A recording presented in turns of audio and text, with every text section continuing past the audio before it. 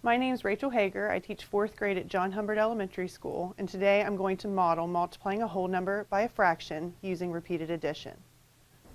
The problem I'm going to model today is Sally and Mandy are making cookies for Kylie's birthday party. The recipe they are using calls for 2/3 of a cup of sugar for one batch of chocolate chip cookies. They are making 4 batches. How many cups of sugar do they need? Alright, so when I read this problem, I'm looking, and it tells me that one recipe will use 2/3 of a cup of sugar. So one batch is the same as making one recipe. And the fact that they need to make 4 batches tells me that I'm going to have to do multiplication. So to solve this problem, I could write an equation: 4 times 2/3 equals.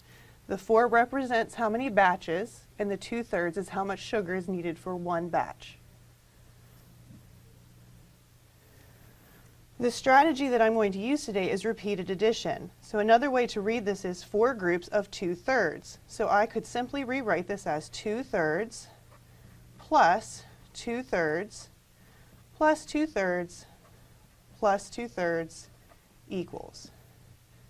And when I'm working with fractions, I never add the denominator, which is the bottom number, because that simply tells me how many parts make up one whole.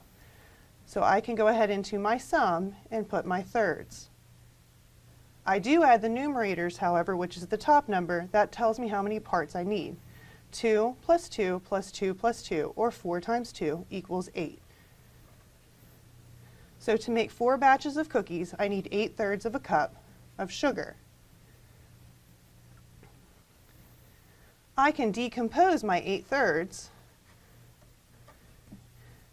into 3/3, which is 1 full cup, another 3/3, which is 2 full cups, 3 plus 3, and then 2/3 to simplify this, which means 2 full cups, because my numerator matches my denominator, and an extra 2/3 cups of sugar. So when I go back to my original equation, 4 times 2/3, that would equal 8/3, which is also equivalent to 2 full cups and 2/3.